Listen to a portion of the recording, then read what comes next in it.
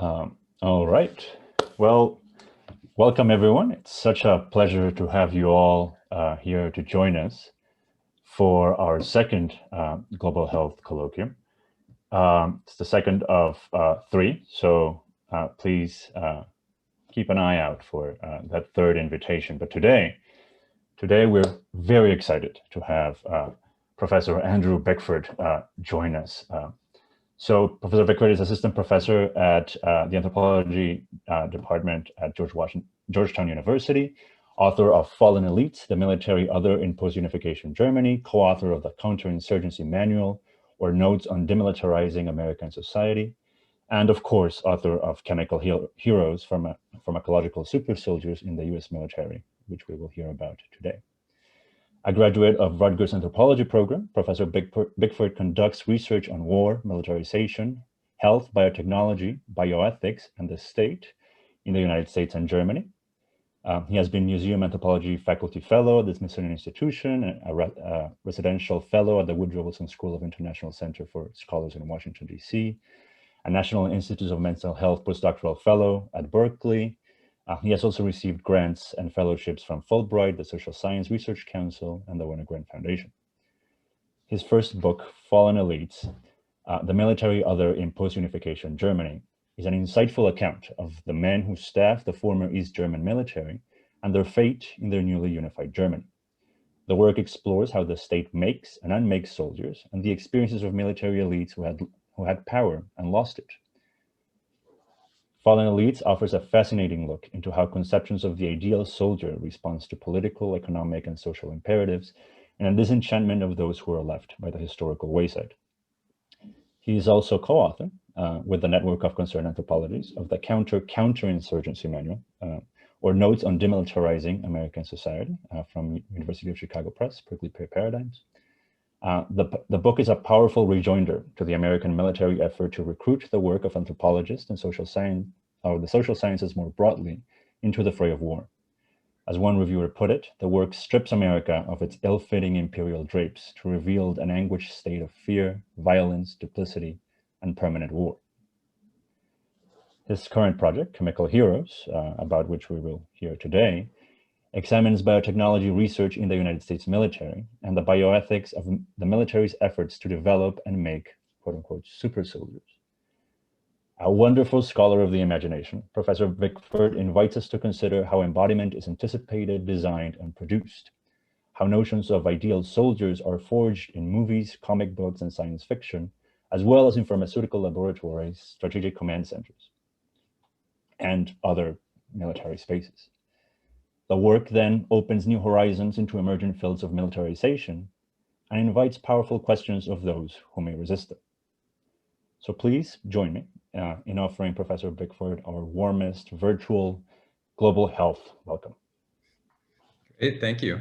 Thanks, Sebastian, and thank you for having me, and thanks to the Global Health Program Colloquium series and the Princeton School of Public and International Affairs for the invitation. And again, special thanks to Sebastian and Sarah Goldman for their help and assistance in making this talk possible. So today I'm going to be talking about my current project, current book, Chemical Heroes. What I want to do is just give a quick background into what got me into this, and then I thought I would just sort of read some sections, talk, read, and then at the end with Q&A, can maybe show some images from it, if possible. So to begin, this is something that I've been interested in for a while. I started quite long ago. I've been tracking it and in some ways set it aside to do my work in Germany, to do field work with the East German military after unification. This stems out of an interest in the intersections of militarization, security, STS, and medical anthropology, and thinking about the medicalization of soldiering and national security. And I see it really as kind of an ethnography and analysis of military biotechnology, performance enhancement, bioethics, and military imagination and design. And again, this in a weird way stems from my work in Germany with East German army officers, where I looked at one kind of making and unmaking of soldiers, and now I'm looking at sort of like the biomedical, pharmacological making of soldiers. Just some of the the ideas and interests and questions I had, going into this, what are the sociocultural and biomedical politics of imagining, designing, and creating enhanced soldiers? How are they made and designed? What are the histories of the super soldier in the US? How are they enhanced, or how will they hopefully be enhanced? What are the dangers of imagining soldiers as super soldiers? I mean, one thing I try and do in Chemical Heroes is actually push back against the idea of the super soldier. And I'm also really interested in, the double bind of military medicine, right? On the one hand, it's, it obviously it saves and it heals. On the other hand, it compels. And so thinking about that, and then thinking about what enhancements might ultimately mean for soldiers and us. So what I'll do now is just, start, I'll kind of read some sections and then, talk about them as I go. Okay, excuse me. All militaries try to develop a winning edge in warfare. More often than not, these attempts focus on new weapon systems, on new ways of maximizing the offensive capabilities of soldiers through firepower. These attempts can also involve a focus on the training and development of soldiers and coming up with enhancements that make soldiers fight better, longer, and smarter than the enemy. But soldiers are fragile, and if there is one thing that the history of warfare shows us, it is that military commanders, planners, researchers, and the soldiers themselves know this.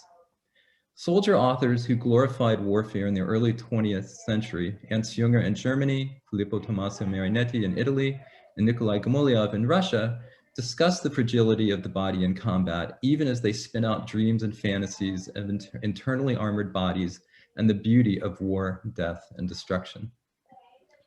Soldiers do not simply emerge sui generis. They are first imagined, designed, and made into a specific form at specific times and in political, cultural, military, and technological contexts.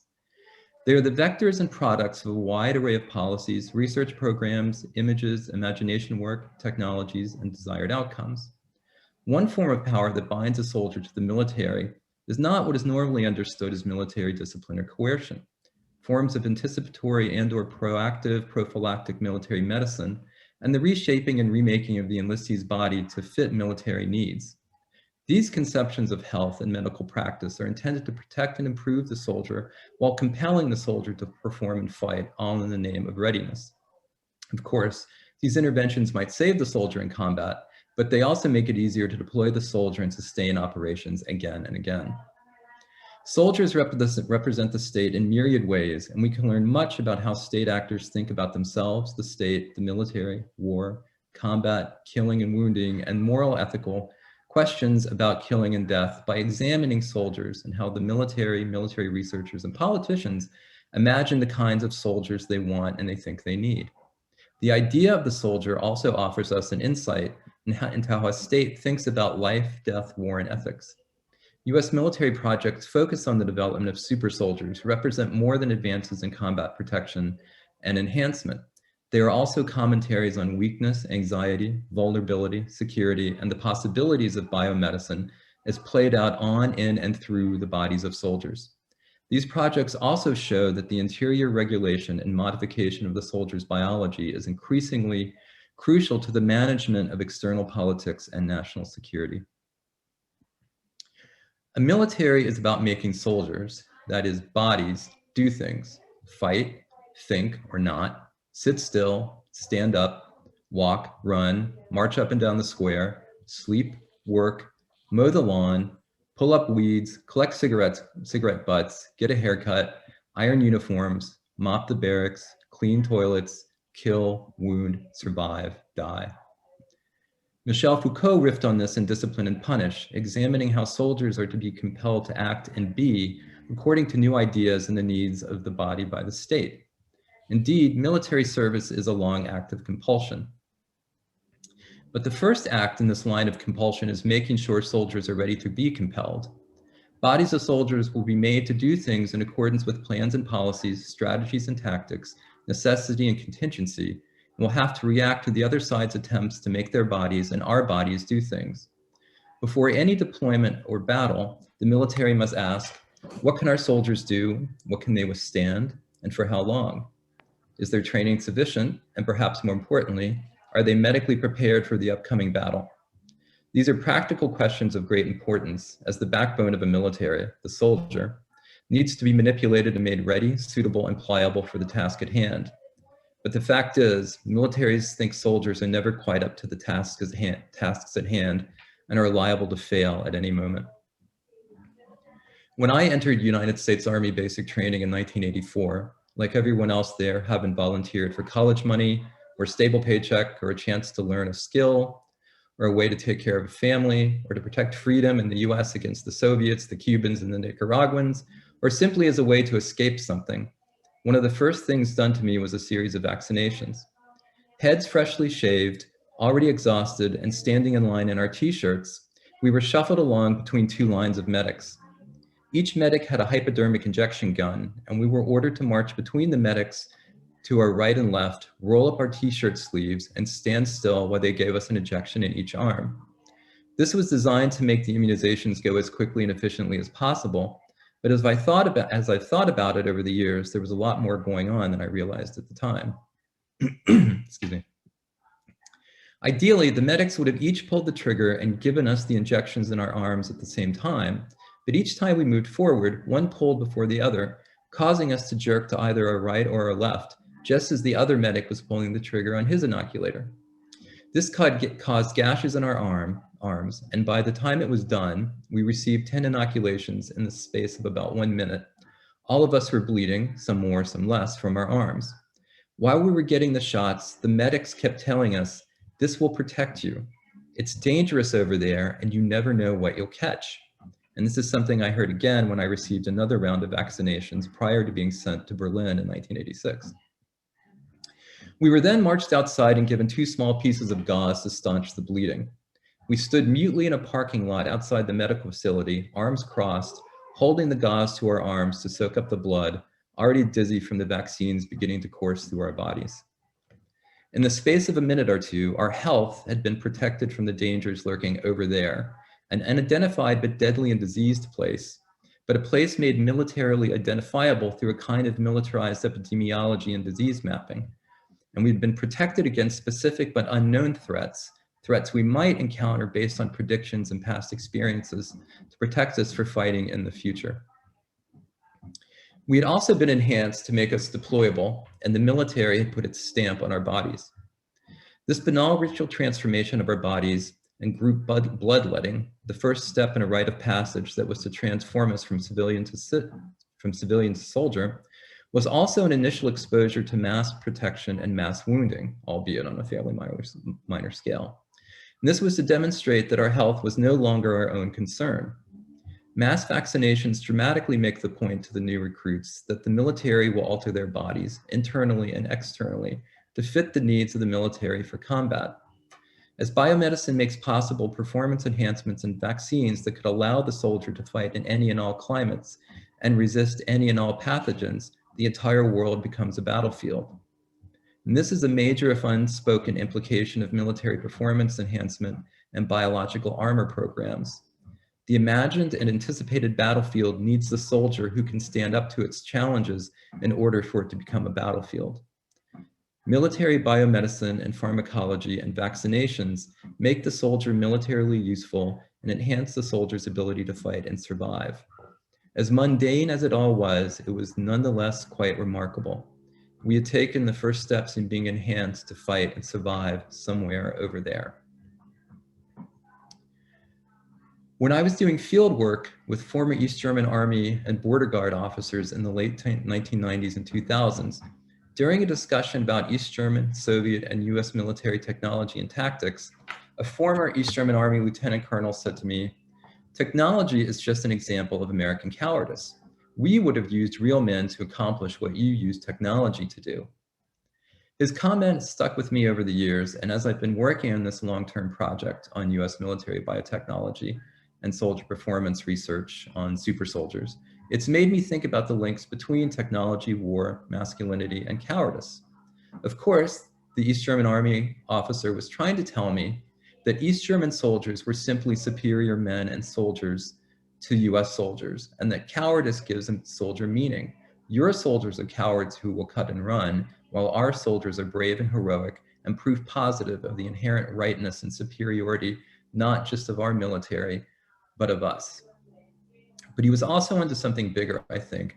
And this has made me look at US military performance enhancement research and biomedical technologies in a new light. On the new and evolving pharmacological battlefields of the 21st century, performance enhancements are seen as antidotes to cowardice and the biomedicalization of predictable, reliable heroism. Excuse me. There are all sorts of ways to think about heroism and what makes a hero in wartime. But the baseline by which heroism is measured, at least in a military setting, is cowardice. And On War, Clausewitz glosses heroic qualities as boldness and discusses how the noble capacity to rise above the most menacing of dangers is an important factor in the fortunes of war. Boldness is a way to think about combat and how militaries and states imagine soldiers who could be made bold in a predictable and reliable fashion. The opposite of boldness is timidity, weakness, and fragility, and perhaps most importantly, cowardice. What is important to understand is how exactly militaries go about trying to solve the problem of fragile soldiers, of cowardly humans, who are never quite up to the dreams of 100% certainty and 100% performance demanded by those in charge.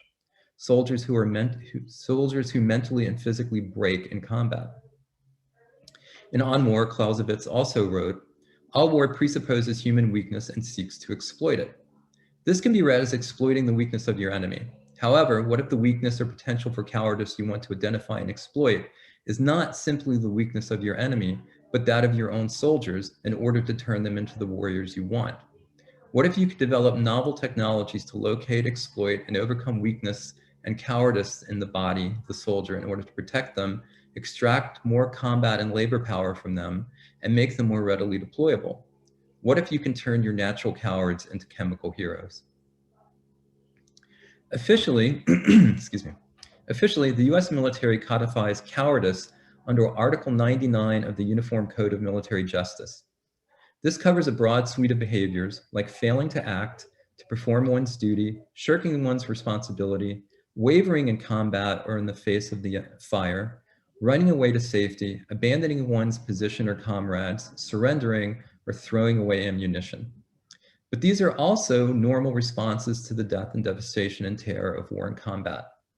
If these are normal responses, but normal is not militarily useful, how do you create a more useful normal? The question then becomes, how do you make people act heroically? Can it be predicted? What makes a hero? What if you could make heroism a certainty? And again, what if you can medicalize it?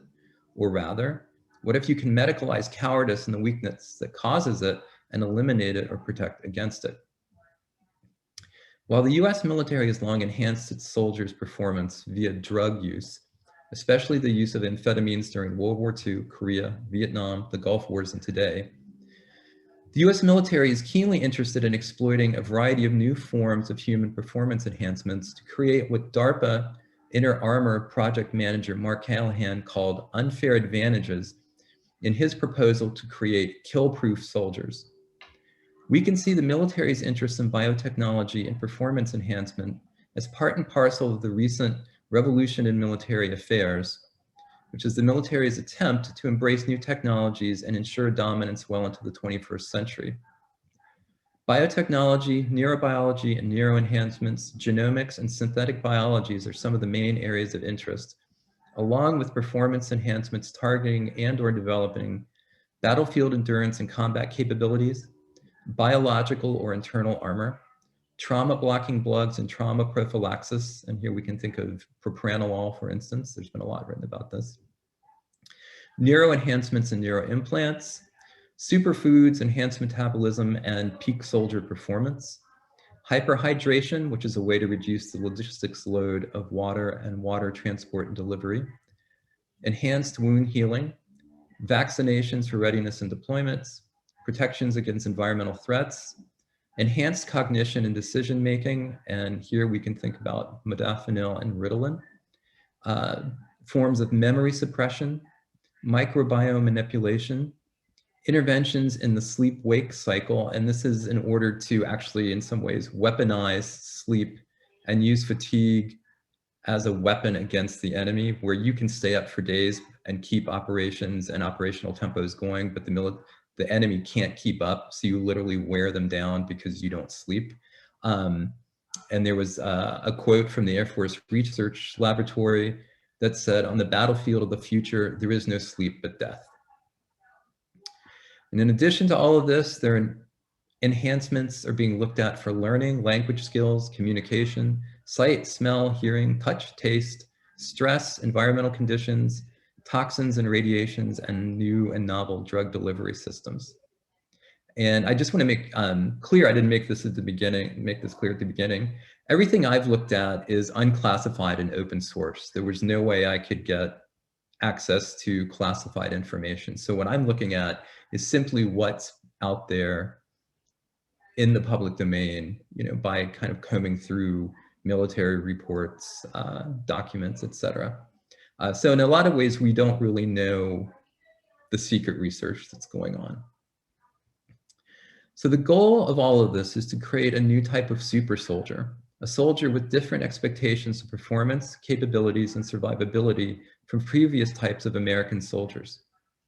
As stated in the Army Medical Science and Technology Initiative's and Advanced Biotechnology Briefing of 2004, quote, "The problem of certainty of performance in combat is being addressed by novel neuroprotective drugs, and that a recurring finding is that biotechnology offers major payoffs to the military and improves soldier health and performance," unquote.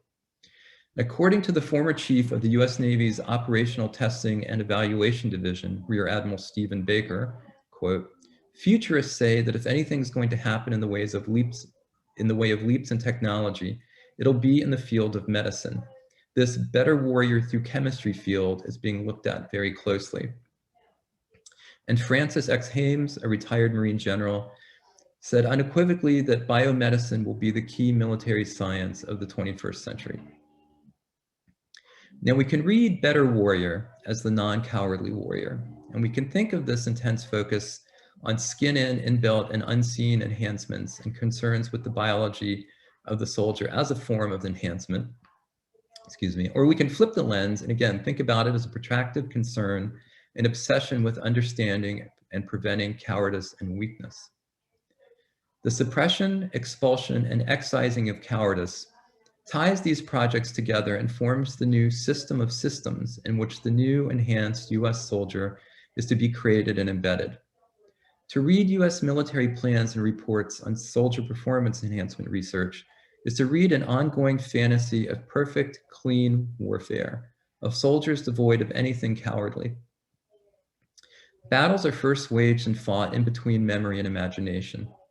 In the space of anticipation where anything is possible, you have to be hyper-aware and constantly on guard and on watch, and the guiding principle is always what if. It's in this space that soldiers are imagined and designed. What will we need and what do we want from our soldiers? What will they face and where will they face it? What will the battlefield conditions be? What will their soldiers be able to do? Will their soldiers be able to resist trauma and violence better than ours? Will their will to fight and survive be stronger than ours? Or will the specter of cowardice, always present, always looming and lowering and glowering, sweep through our ranks? Cowardice is seen as a kind of disease in the military, and guarding against all of this are forms of anticipation, preemption, and imagination. If the military can think of cowardice as a kind of disease, similar in its devastating effects to something like malaria or dysentery, how can you medically expunge it? How can you cure cowardice? Examining US military performance enhancement plans and reports is again to read long, extended narratives about worry and anticipation around cowardice. As Marion Sulzberger succinctly put it in his 1962 proposal to create idiophylactic soldiers, that is, soldiers who were given biological armor through biomedical interventions and countless vaccines, and who in essence become their own living armor, quote, "The component man is the one that fails most often," unquote. The soldier may fail to illness or injury, but they also fail because they are prone to fear. Chemical heroes is something of an oxymoron. We usually don't think of our heroes as taking drugs to turn them into heroes. We like to think of our heroes as somehow fair and honorable and wholesome, even as they're in the thick of killing and combat. It might be the cowards who are on drugs. But what if the drugs are legal and administered by the military? Chemical heroes then is a juxtaposition of an intentional process, biomedicine, with that which should be natural or inborn or inherent, but which is shot through with constructed longings and desires. Cowardice can be expected of all humans in combat.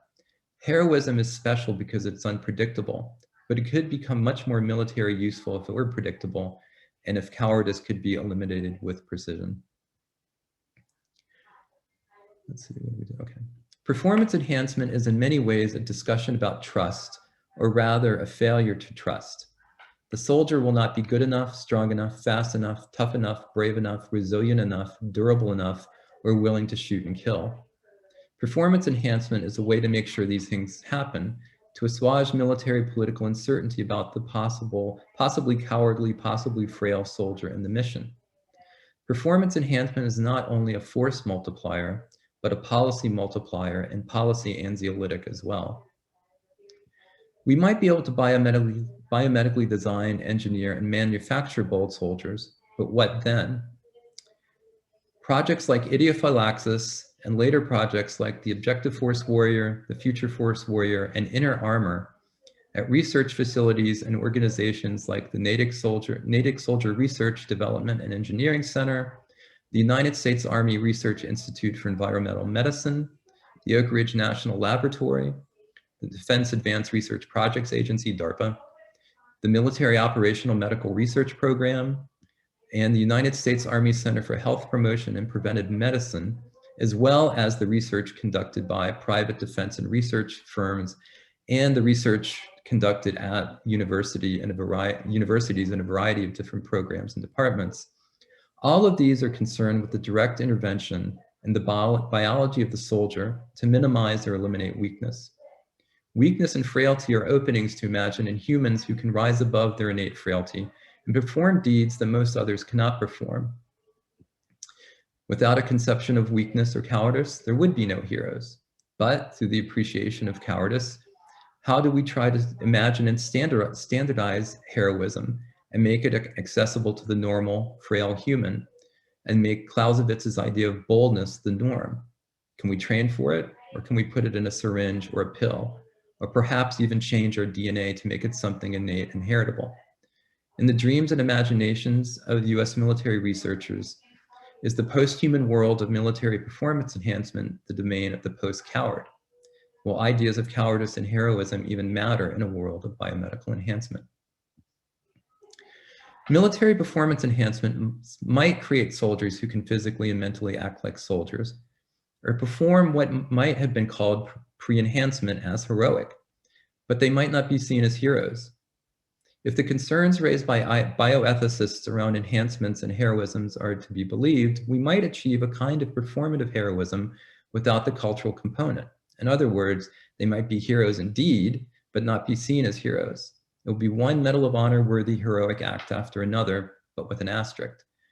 But will this really matter? Will the military actually care about cultural constructions of the hero as long as soldiers are not weak and cowardly? Will enhancements call for and create new forms of heroism? Just as dead soldiers have come to represent the will or the soul of the nation, the will and the soul of the imagined community of the sticky sweet blood of sacrifice, the ultimate feeling of collective sacrifice and the willingness to give one's all, the last full measure of devotion, as Lincoln said at Gettysburg, so too do living soldiers represent us as we prepare to shed our blood and the blood of our children and loved ones and the blood of others to cement our bond. We might think of them representing us in a variety of ways, the obvious ones, like wearing a US flag on their uniforms or simply US Army on their pocket patch, but they represent us in ways we often fail to recognize, and we often fail to think about what it means to prepare. Each soldier is a kind of congealed representation of how we think about life and death, risk and reward, heroism and cowardice, and increasingly how we think about biomedical fixes to seemingly insurmountable military or political problems. We might not think about medicine and biomedical technology when we look at soldiers, but the last few decades have seen a dramatic increase in the ways in which medicine makes the modern soldier. This preparation is to ensure that the soldier gives a healthy measure of devotion, but not necessarily the full. That's for the person in the soldier's crosshairs. Ultimately, super soldier projects based on ideas of cowardice, weakness, and frailty compel us to think about and question what we want from our soldiers and what we are willing to allow to be done to them to achieve the aims of the military and the state. By examining how the US military imagines performance enhancement, environmental threats and disease, and imagines skin-in solutions, we can see how the military simultaneously imagines the component man as natural coward or chemical hero. To expunge cowardice is to imagine and anticipate a future of perfect war, of soldiers who are no longer the component that fails most often, or if they do, it won't be because of fear, frailty, or cowardice. In the new US bioimaginary of war, the emergent pharmacological battlefield is a battlefield void of cowardice, at least on our side, and populated only by our enhanced heroes, at least for now. Thanks. And so what I can do, I was thinking I'd do now, how are we on time? We have about an hour?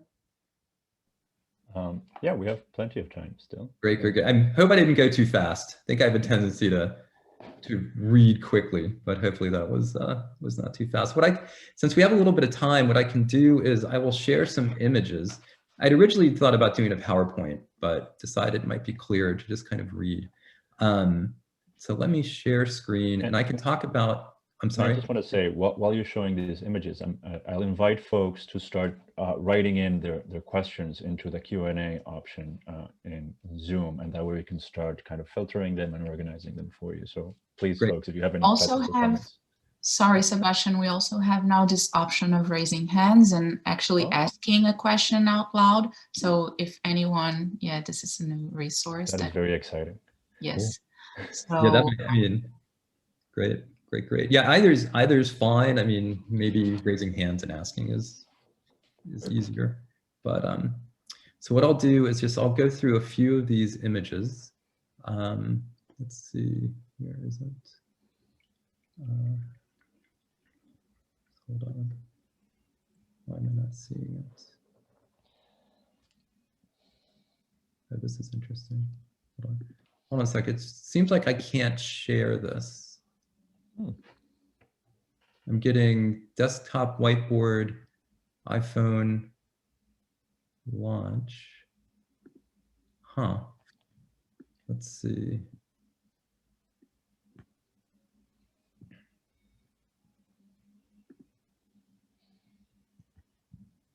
Let me see if I can do this again. There we go. Okay. Can you guys see that? Yes. Okay. All right. There's the book cover. Shameless self-promotion.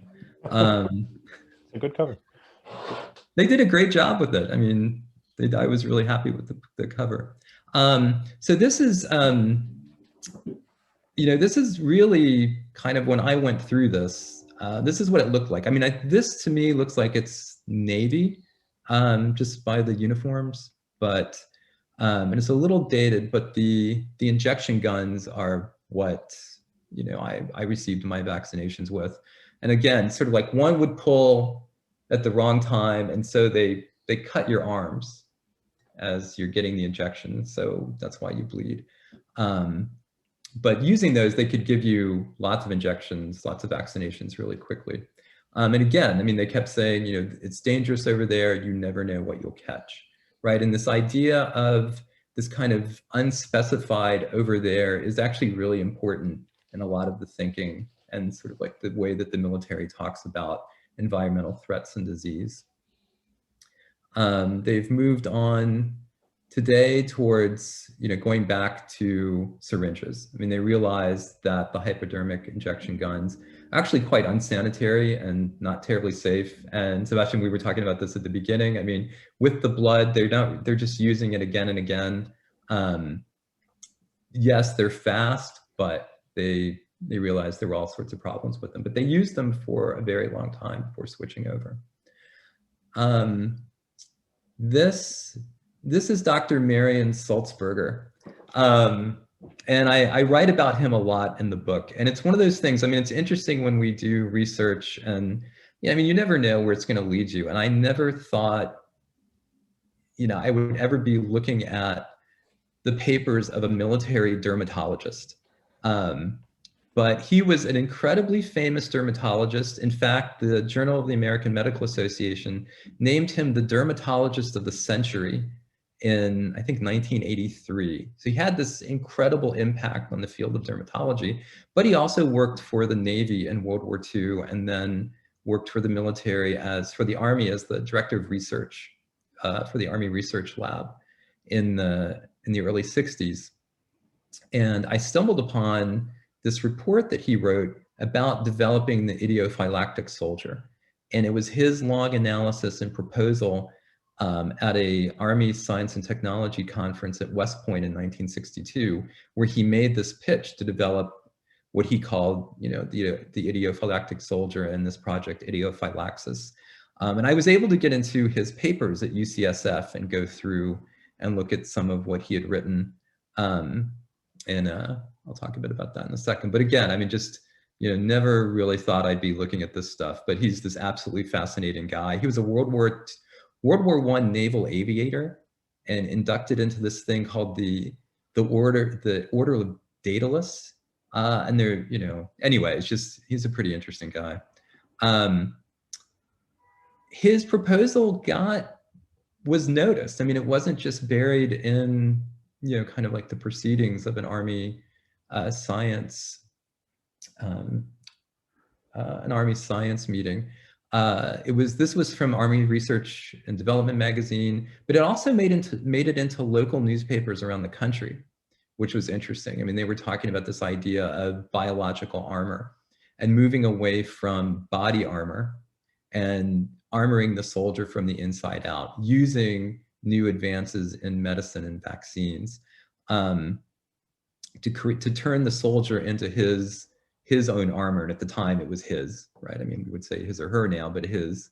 And he had ideas as a dermatologist. He was really interested in skin and using skin as armor. And he had proposals, not just to come up with new kinds of like bug spray and, you know, prevent against blisters, which are like incredibly militarily important, but he wanted to figure out a way to turn a soldier's skin into its own armor against nuclear flash burns, so that the soldier would actually be protected against nuclear weapons and could engage and survive nuclear warfare.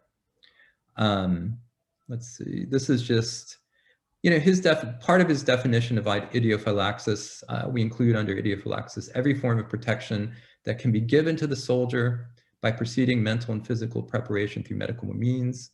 Idiophylaxis includes the immunizing procedures, the chemoprophylaxis, and the medicaments and the antibodies which we can cause to be embodied in the soldier's own person.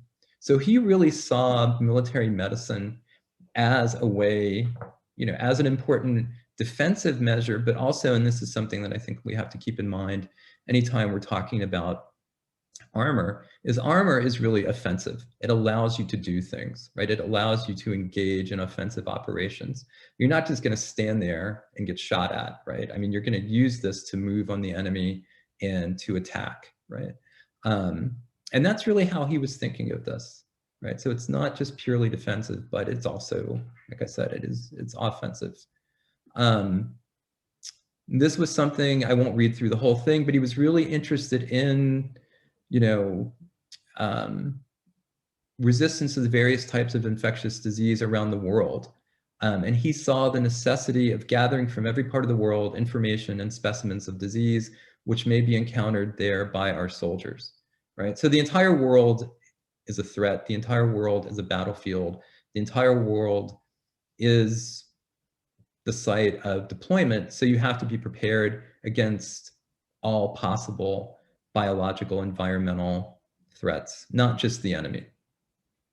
There was the need to research the causes and carriers of disease and to produce immunizing vaccines of all types for soldiers in order to facilitate these deployments and to make them useful. And again, you can't have a battlefield if the soldier can't fight on the battlefield. If the soldier can't be deployed into the battlefield doesn't exist. And, you know, if there's time, I mean, Ebola actually, you know, is presented kind of an interesting case for the US military. I mean, just given sort of, you know, the great game in Africa with the US seeing Chinese expansion and Africa becoming incredibly and increasingly important for US security operations, the inability to deploy to certain parts of Africa because of Ebola became a military security problem, necessitating the development of an Ebola vaccine, which I think has been developed, and I think China developed one as well,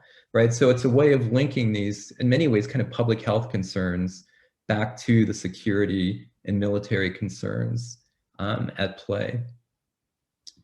This was Sulzberger's drawing of how he envisioned the Idiophylactic Soldier. I'm not sure if you can really see it, but it's kind of I think it's kind of a great image. I mean, he kind of goes through all of these things that he saw as, you know, external threats, and then anti-flash, anti-radiation, less fatigue, no ticks, high altitude, high desert, ability to withstand ice cold, ability to withstand sunburn, snakes.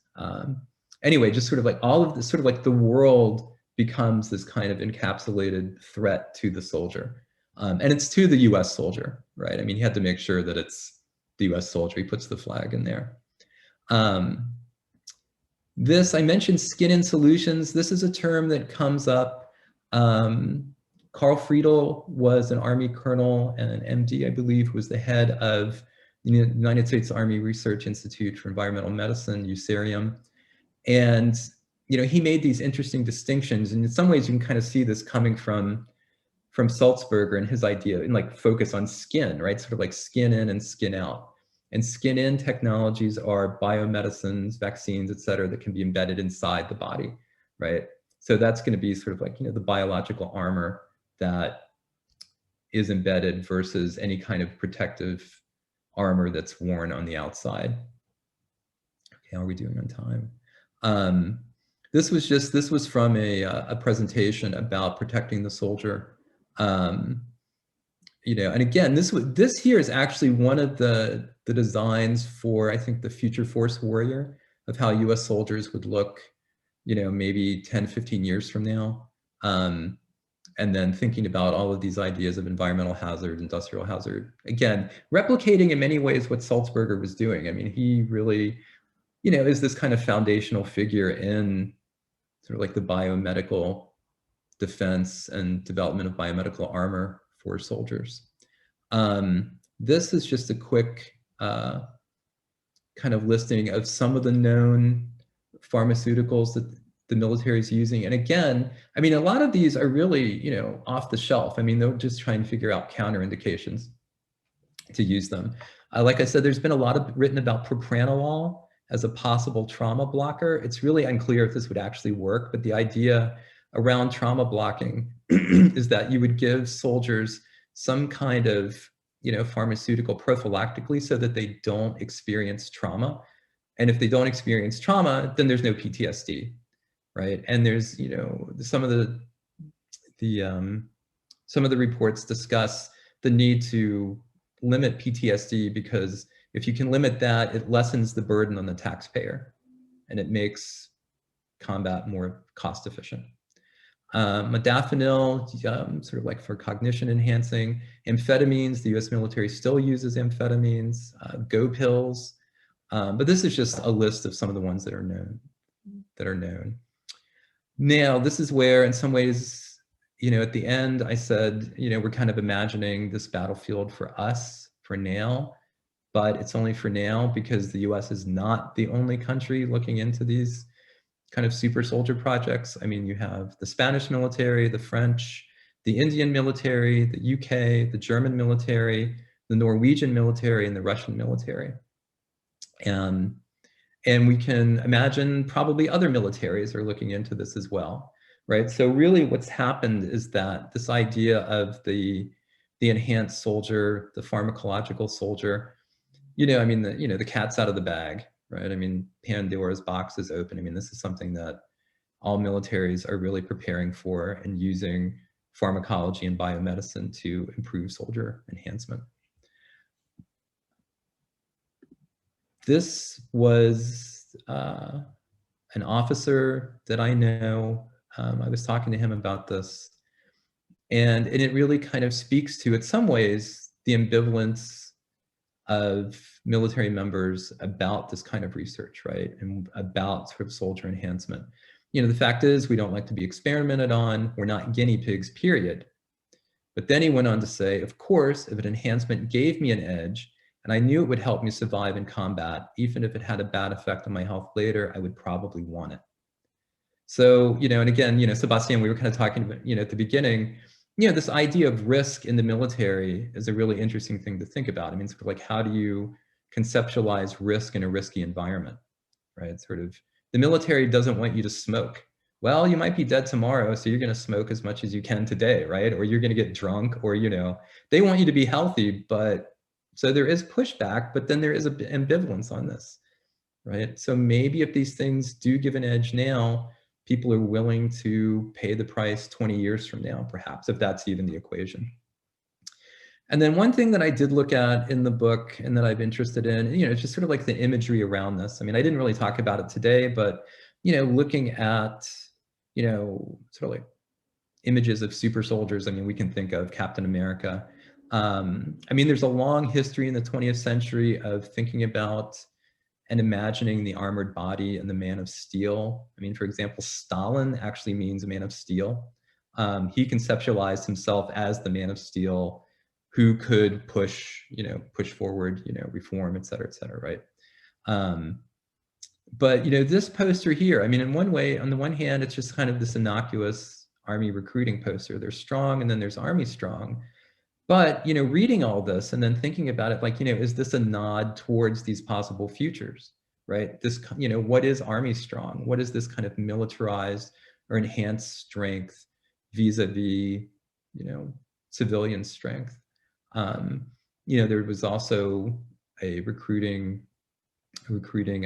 campaign, Army of One, where the idea with that, you're an army of one, you're an individual in this army, but if you look at the plans underway, each soldier is going to potentially have the same kind of, firepower and combat effectiveness of a platoon, right? Given what they can, use personally and then call in, like indirect fire or drone strikes or something like that. So this kind of interplay between, the representation and the language and the possibilities of this, I think are quite interesting. So what I think I'll do now is just kind of stop so that we have time for questions. I'll stop sharing my screen. And yeah, and I'm happy to talk about any of the points I've made. Or Great. Well, we already have some questions in the chat, so please keep them coming. Andrew, for your talk. May you please explain more about how some of these ideas enter the military? In other words, to what degree do cadets, soldiers, officers genuinely believe in these ideas of cowardice and heroism, and how they're medicalized? Mm-hmm. That's a great question. I mean, I think, you can think about it, I mean, kind of in a few different ways. I mean, sort of, first, I mean, soldiers are always civilians first, right? So when you enter the military, you always bring to the military your ideas about the world, right? Sort of like, and you bring, a lot of ways, your pop cultural, your pop culture references and, what you've been what you've grown up with, like the war movies you've watched, comic books. I mean, that's why, the idea of superheroes is actually really interesting. And there's an anthropologist at UC San Antonio, or UT San Antonio, Jamin Halbachs, who writes about superheroes, and superheroes as modern mythologies, right? So there's that. I mean, and then also, I mean, you bring in your ideas of what is sort of like the, I don't know, these ideas of hegemonic masculinity, right? And sort of like, what is the strong man? What is the strong soldier? And in the military, it really is kind of like, you hear it again and again, right? I mean, sort of like, you can't be weak, you can't be a coward. You know, when you're doing exercise and you know, your body hurts, you know, that's just the, you know, that's just the weakness coming out. You know, which you might hear in the gym as well, right? I mean, but sort of like, you know, you do hear that in the military. So these ideas of cowardice are played up in the military. That's part of, you know, sort of like the everyday discourse of being in the military, right? So, I mean, in some ways, it's kind of a multi-part sort of enculturation about it. Sorry, Abdul, go for it. I was going to ask if you want me to carry on. I actually have a question that I wanted to ask that ties up to Andrew's question, but I'm going to give precedence to our audience. So Sandeep Manga asks, what kind of research has been done on soldiers themselves? Wouldn't the medical enhancements such as the drug use or the sleep-wake cycle disturbance have significant health consequences? Yeah, and I wanted to add kind of like a little tab to that question. Is there like, what is the procedure for doing all of these things? Is there an IRB situation within the military? Like, who's like overseeing these ethical dilemmas? Right. No, I mean, these again, I mean, these are great questions. I mean, you know, yes, I mean, you can well imagine that these would have, you know, severe health consequences for soldiers, right? The problem in many ways is actually getting at this stuff, right? And sort of like getting access to actually talk to people and interview them and find out what's going on, right? So, you know, by way of an answer, it's going to be kind of circuitous, but, you know, my first idea for this project was that I really wanted to get into a DARPA lab and do an ethnography of a DARPA lab, right? And just kind of hang out and sort of like, you know, I won't touch anything, I won't push any buttons or whatever, you know, I'll just sit there. And you can well imagine how that went. It didn't go very far. You know, I spoke with some DARPA contractors and subcontractors, and they were very clear that they just never saw it happening just because of secrecy concerns, right? And sort of like classification concerns. All this stuff is classified, right? So actually getting at, in many ways, sort of like the health ramifications for soldiers might be very difficult, right? To actually talk to the soldiers themselves in terms of the IRBs. Yes, the military has IRBs. I don't think it's all like just totally whatever goes, right? I mean, you know, there are, you know, strict IRBs and they're trying to, you know, sort of follow through with things, right, if you will. But I mean, I think there's a different approach to this than, say, you know, maybe IRBs that we're used to, right? Just to make some kind of really gross divide, right? I mean, that's one thing I also found in reading through the military bioethics literature. You know, I mean, I'm not a bioethicist. I mean, that's, you know, I want to make that clear, but I've read a lot of the military bioethics literature. And one thing that I've been struck by is that oftentimes, you know, it's providing justification for things that I personally just, I don't know how you can justify this, or sort of like, what are the justifications for this? Sort of, you know, how can you get away with this? Or how can you imagine that this is something that is okay, right? But flip the lens and look at it from the military's point of view and sort of like how they're thinking about deployments or combat or risk, right? Then you can see where they can make an argument for it, right? You know, I mean, but that's such a great question about sort of like the health risks to soldiers, right? And sort of, and tracking that. I found it difficult to do. And again, I mean, it just, you know, so much of it is, you know, just kind of closed up, right? I don't think maybe it's not impossible, but I also think a lot of what's going on with this, and, you know, maybe, you know, I mentioned that, you know, one of the things I wanted to do in the book was sort of like, you know, push back against the idea of the super soldier, right? I mean, you know, and a lot of times, I mean, you just go like on Wired or Vice and it's like, you know, military clickbait, right? I mean, sort of, you know, they're putting in computer chips into soldiers' brains. They're doing this and that. You know, sure, there might be some research going on about that, but, you know, it's really pretty small scale. And that if this stuff is being fielded, you know, it's being fielded through special operations units, right? It's going to be small scale. It's going to be, you know, highly trained soldiers. You're not going to take a National Guard unit, I would imagine, you know, and start giving them performance enhancements, right? I mean, you're going to do it with these other kind of like, you know, very, you know, you're going to be very selective about it. So in that sense as well, kind of tracking the actual application of this becomes difficult. I was at a conference in Rome about military technology and biotech, and there was a guy from the Air Force there who works with Air Force Special Forces on these sorts of issues. And, you know, and he was just like, he would not talk about anything, right? He would talk about what he wanted to talk about. But if I asked him, you know, he asked me if I wanted to work for them, right? That's how he flipped it on me. He's like, oh, yeah, that's how you can get your answer. Come work for us. Okay, I'm good. But so that's a great question. I mean, I don't know if that, I mean, that's a bit of a rambling answer, but I think, again, to kind of, you know, get at it, it has so many facets to it that I think it might be, maybe somebody can, and I would hope that they, you know, I hope they do, or they can if they're interested in this. So Chloe Kavanaugh asks, how does climate change currently factor into the changing landscape of the military's environmental medicine preparation? For example, the spread of vector-borne diseases into new geographic locations, like tick-borne and mosquito-borne diseases, etc. Mm-hmm. No, I think, you know, that's, you know, one thing that they're trying to track. I mean, and that's why, like I said, you know, Ebola becomes really interesting. I mean, if you've got, you know, sort of like climate change, or you've got, you know, like development clearing out, you know, forests, or, you know, disrupting landscapes and allowing for the introduction of, you know, sort of like new kinds of pathogens into areas where they weren't, right? Then the military is really trying to keep track of this, right?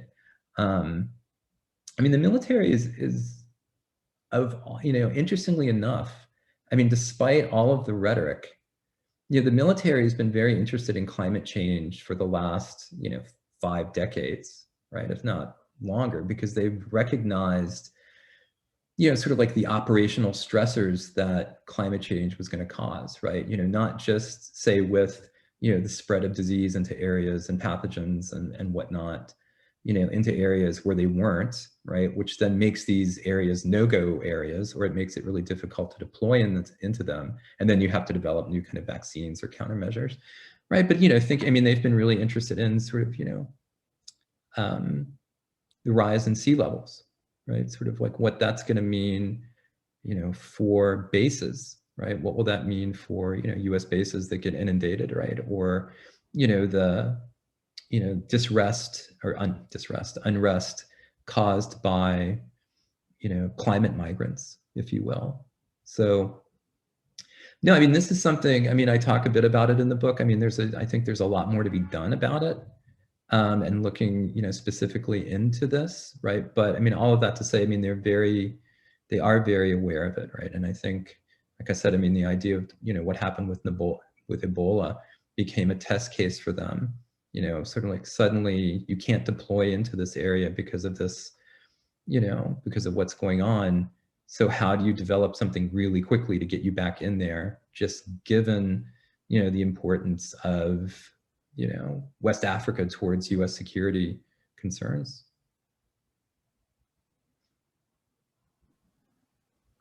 We have Alison Totten asking if you would mind sharing your PowerPoint with them. And August, good to see you here, is asking, is saying another context in which you hear people saying that cowardice or the need to sleep are fixable defects in cults. Is there any overlap in the anthropological research here? So could you say that again? Yes, I'm not sure I understood it either. Do you, Sebastian? Maybe? Yeah, so this idea of cowardice and imagining like the need to sleep as fixable defects are also hallmarks of cults. So do you see any overlap in the anthropological research between what you're doing and the research on cults? That's I mean, I don't know. I haven't really looked at cults. I mean, that's really interesting, right? I don't know. Maybe I'll look at it now. I mean, I guess you could say, well, is the military a cult? I mean, maybe parts of it are kind of cultish, cult-like. That's a great question. I don't know. I really Maybe don't know. rituals. Huh? Maybe through rituals. Right. Exactly. Right. I mean, yeah, I mean, I don't know. I mean, part of like going through basic training, is learning to do with very little sleep, right? And sort of, and intentionally, I mean, they just kind of keep you going and going. And, and there are days where maybe you get an hour of sleep if you're lucky, or your sleep is constantly broken up, right? So it's just really to kind of get you used to functioning, at a high level with little sleep and little rest. And they kind of gradually build that up and build that up and build that up. I mean, to the point where, sort of like the Navy SEALs, I mean, I think there's like during trainings like Hell Week, for a week, that entire week, they maybe get like 1 or 2 hours of sleep and they're constantly on the go.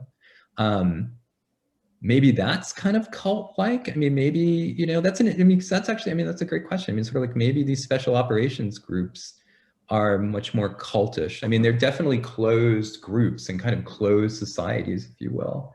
I don't know. I have to look into that, right? I mean, It also reminds me of graduate school. Yeah, right. I think, well, that was one of the questions I had, and I might skip the line and ask my own. Like you framed this in the book, I think, in terms of the extraction of labor as well, kind of this need to get more, labor out of soldiers, whatever that labor entails. And I was wondering, there's this promise that's involved in military technology often, that it'll trickle down or trickle out, right? Like we will all benefit from jet propulsion engines, and we will all benefit from all these wonderful developments that happen in these intense moments of wartime research. And I was wondering if that was also part of this promise of like this pharmaceutical enhancements, that at some point we will all benefit from never having to sleep and not being cowards and not questioning orders and not suffering trauma. And like what a horrible outlook in life this may be. Right. Is that part of this discourse?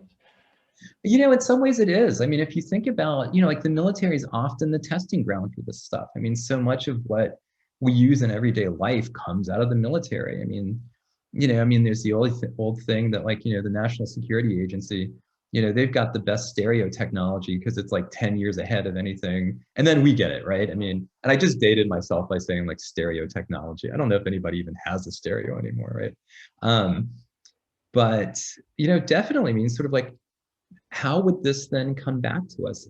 Imagine, sort of like this coupling of performance enhancement technologies that say is perfected in the military or perfected enough, and then comes back to, what is it? This sort of like, glorification of overwork that we have, right? Sort of, or like the gig economy, or, maybe the gig economy, or watching TV and just sort of, watching people are so happy to just be working themselves to death, right? And now you could just extend those hours and extend, as you said, right?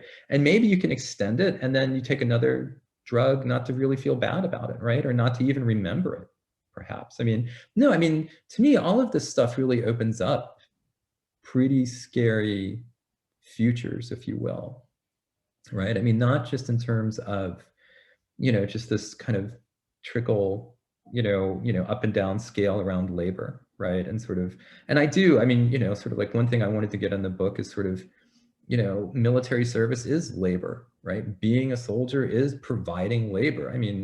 You've really sold your labor power, right? You're not getting out of that, right? It's sort of like 24 hours a day. But, some of the things that I was thinking about, as I was writing about this, and again, I didn't really talk about today, but it's in the book, is that, what is it going to mean? I guess I alluded to it sort of, what is it going to mean to be a super soldier, right? What is it going to mean to have gone through this. If the military really starts doing this, right, and it's opened up, you know, to me, it opens up a series of questions. I mean, on the one hand, maybe through labor, it becomes a much more strangely egalitarian flow, right, of enhancements. But on the flip side, and this is something that, you know, I mean, I was kind of struck by, you don't see much of it, say, in like the military bioethics literature, right? Sort of like thinking about like, you know, race and class and gender issues, right? Who's going to be allowed to be enhanced? If now the military is seen as you're rung up into the labor market, right? And it uses the discourse of, you know, kind of business. It's offering you a skill, it's offering you training, it's offering you, you know, a chance, et cetera, right? So it uses kind of like this positive discourse of labor. And then fundamentally, anybody can sign up. I mean, there are, you know, certain restrictions, but it's, you know, like, you know, with the all volunteer force, I mean, it really is theoretically open to everybody. If part and parcel then of being a soldier is receiving these enhancements, who gets them, right? And then, you know, that opens, you know, are enhancements temporary or are they permanent? And what happens if they're permanent? And you bring that back into the civilian labor market, right? Sort of, you know, I mean, there's been interesting stuff, you know, I think, and I can't remember who wrote this, right, about this, but, you know, what would this mean for the NFL? If the military started enhancing soldiers and they're permanent, then folks come out and play in the NFL and you've got these already, you know, giant men who are now biomedically enhanced on top of all of that. I mean, versus, I mean, it opens up really interesting questions, you know, about labor, I think, and about the flow of labor and about, you know, again, I mean, sort of like, you know, race class politics, right? I mean, you know, you know, you could start to imagine certain kind of, you know, sort of like racial strictures on recruitment, if you will, right? If there are fears around certain things. I mean, sort of then you have sort of like how do racial fears or racial politics or racialized politics play out in all of this? So in some ways, I mean, all of this stuff becomes coupled together to me. I mean, sort of, you know, and that's where, you know, we just don't know where this is heading, right? Hopefully it heads nowhere, right? I mean, hopefully, you know, the enhancements are just super mundane. Okay, it's hard to get a blister. All right, well, I mean, maybe that's not so bad, but some of this other stuff with like cognition enhancement or something like that, then we don't know where it's going to go. But I don't know if that totally answered your question about labor, but. No, I think it gets there. It's super interesting. Abel, do you want to ask the next one? Just read. I'm just gathering questions for, I guess, later. So Jeffrey Lee asks about this other part of biotechnology, which is gene editing, if you and genetic manipulation, if you see that shaping the future of super soldiers research as well. What I can say about it, you know, and again, I mean, you know, I'm going from like what DARPA puts out there, right? Sort of like what they make public and announce, right? I mean, they're very interested in this. I mean, they're putting lots and lots of resources and interest in this, you know, I mean, both for, you know, developing, you know, in some ways kind of like, you know, new medical technologies, right? But also, you know, perhaps, you know, what if they start editing the genome of soldiers, right? I mean, and there's been, you know, some discussion in the bioethics circles, the military bioethics circles, and like the pushback actually, which is interesting, about possible, you know, legacy genetic lines, right? Where, say, you know, there's a family that for whatever reason, for generations, they've been able to get their kids into the military academies, right? And you can see where this is going. I mean, somehow it's seen as sort of like, you know, genetically driven, right? They've got the good genes for this, right? There could be all sorts of other factors at play, but they've got the good genes. And then say you're a family that really wants to get your kid into one of the service academies, and you want to make sure that you become that kind of family that can pass it down. So there have been these discussions about sort of like what happens if a family somehow wanted to edit its gene line to have heritable traits that are militarily useful and successful. And what would that mean? Would it be ethical? Would it be okay? So I've seen discussions around, I mean, they're hypotheticals, right? But I mean, probably, the best thing to do to look more, in depth into this is, go to the DARPA website, right? And just sort of like start playing around, like put in like DARPA and, genome or something and see what's there, right? But there is interest in it. But again, I mean, a lot of the interest is being couched in these very broad terms, right? What's actually going on in these projects is difficult to get at, but they hint at certain kinds of desires and, hoped for outcomes. Wow, that blows my mind. So Chloe Cavanaugh asks, has newer research suggesting a greater importance of sleep across several aspects of health changed the mindset or adjusted the approach at all of the military science behind improving soldiers? For example, it would be interesting to see if the military becomes a strong source of sleep research, which historically is not the most popular field of research. Mm-hmm. Or perhaps this is very similar to a discussion earlier about trying to make soldiers not need sleep. Right. I mean, the military's long been interested in sleep. I mean, they've been doing lots and lots of sleep research. I mean, this has gone back 20, 30 years, if not longer. I mean, there were these really interesting attempts and discussions where they were going to develop these special watches for units, and everybody would get on the same sleep cycle and adjust their circadian rhythm, try and adjust their circadian rhythms so they all match up. So everybody's having kind of the same sleep patterns. And they would do this, say, for like a month or two, so they're acclimated to it. Then if that unit was then going to go into combat, they would calculate sort of like when they were, say, like at their deepest sleep, or they had their their best rest, and then look at the enemy and try and figure out when they were at their low point in terms of sleep, and that's when you would attack, right?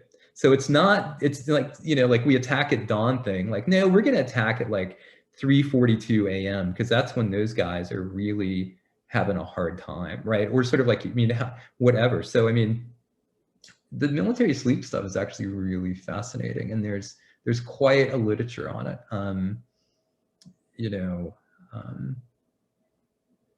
Yeah.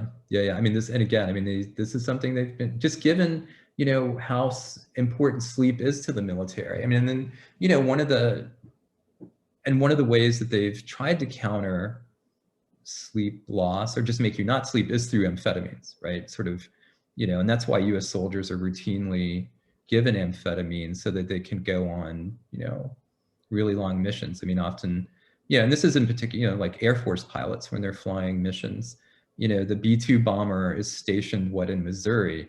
It'll fly these like 24, 30-hour missions where it'll fly from Missouri straight to Iraq or Afghanistan or wherever. And they refuel along the way, and the pilots don't really sleep.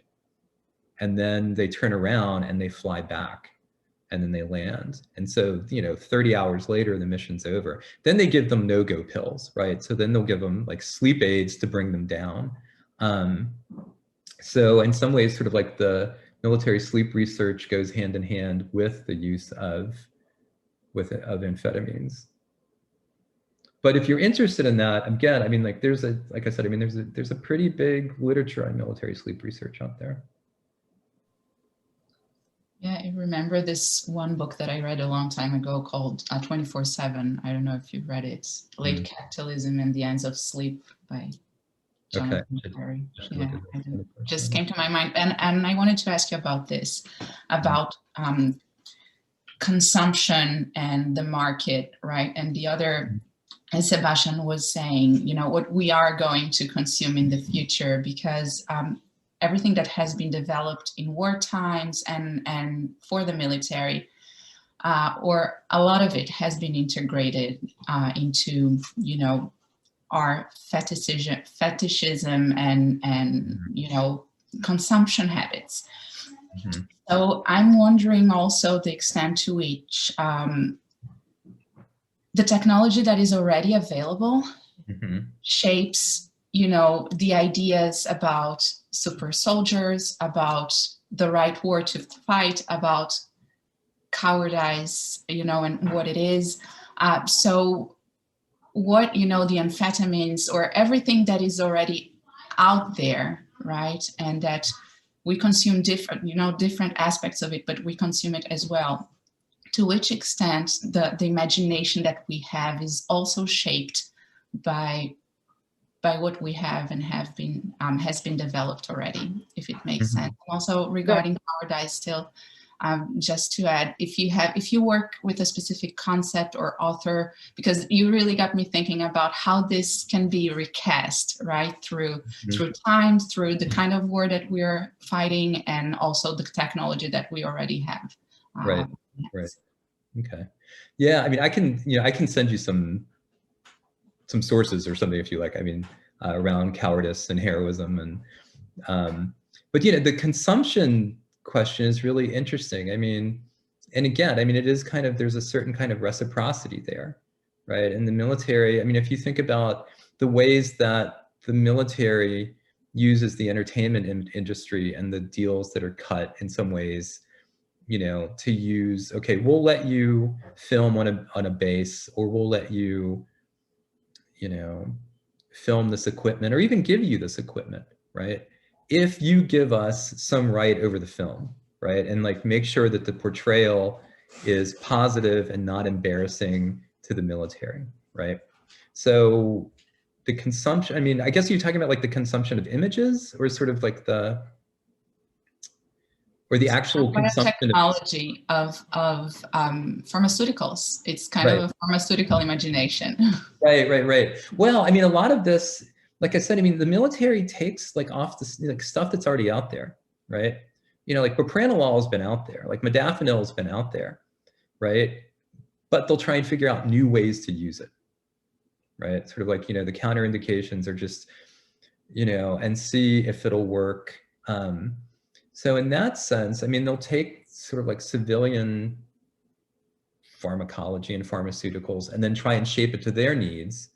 And then that is an interesting question. I mean, sort of like what comes back, right? Sort of like what do we get back, right? Sort of, do we get much back from that, right? Or if it's really creating certain kinds of, desired functions, do they hold back on that and not release it, right? In certain cases, right? That's a great question. I mean, I'm not quite sure, right? In terms of sort of like the actual like return on this stuff, right? But I think, yeah.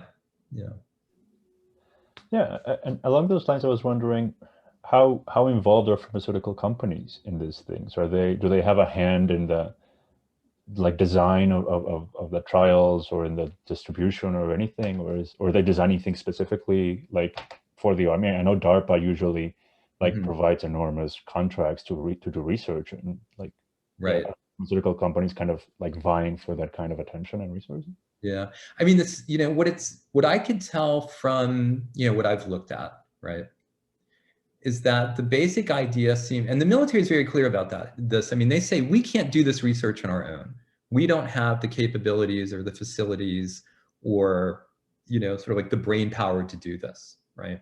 So they have to partner with private industry to go ahead and do some of this research. And then it seems to be the basic agreement is work with us and make sure that you develop what we need or what we can use. And then we'll make sure that you get the patent if this stuff, which kind of comes back, Arbel, to your question, sort of like what comes back, right? So maybe, maybe a lot of this kind of functions interestingly around patent law, right? And sort of like the control of the intellectual property rights and sort of like the pharmaceutical rights, 10, 20 years down the line for this, right? But that seems, the military is very clear. They can't do this stuff on their own. They have to have private industry involved, right? So, I think all of the major drug companies are involved.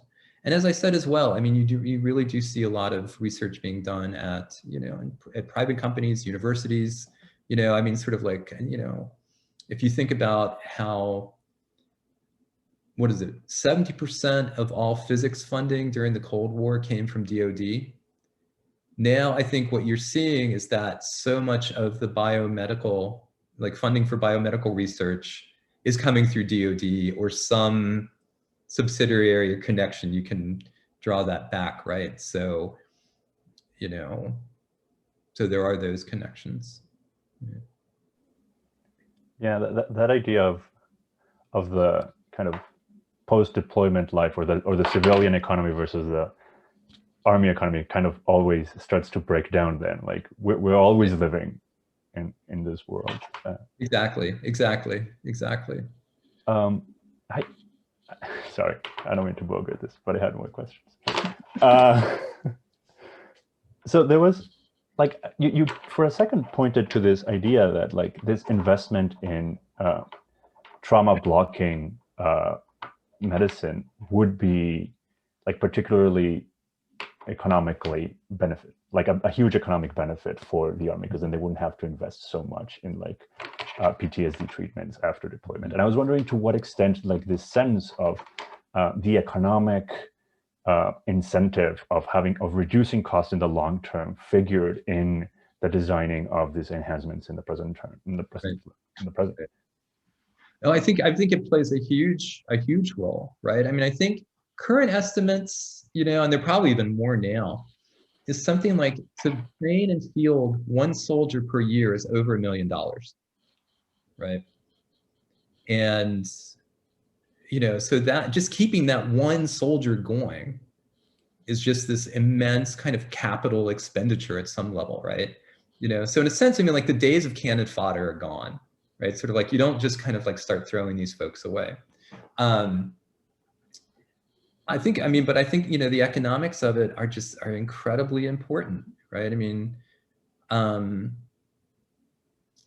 you know, the training, the deployment stuff, right?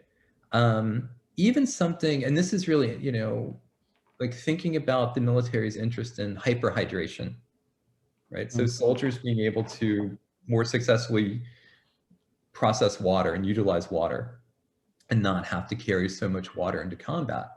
You know, we don't think about it, but, like, that water has to get there somehow, right? You know, so for the soldier, like, carrying 2, 3, 4, 5 liters of water around just to go on a mission, in addition to all of your other equipment, is a burden, right?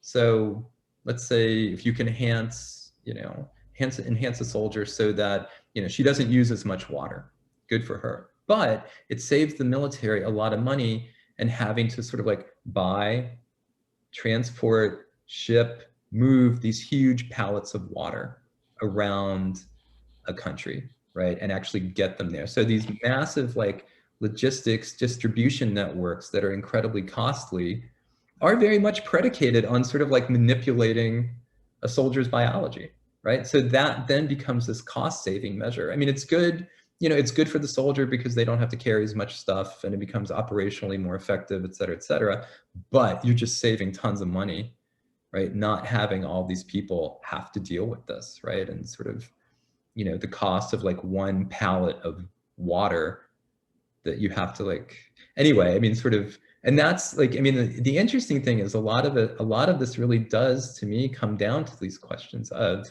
logistics and cost and, you know, sort of like the cost saving measures of this. And the military also just realizing that, you know, and what we're seeing with this is, if you think about, you know, I mean, I was in the Cold War military, right? So we were trained, designed to fight the Soviets and the East Germans, and it was going to be this really short, nasty war, and we all going to die really fast, right?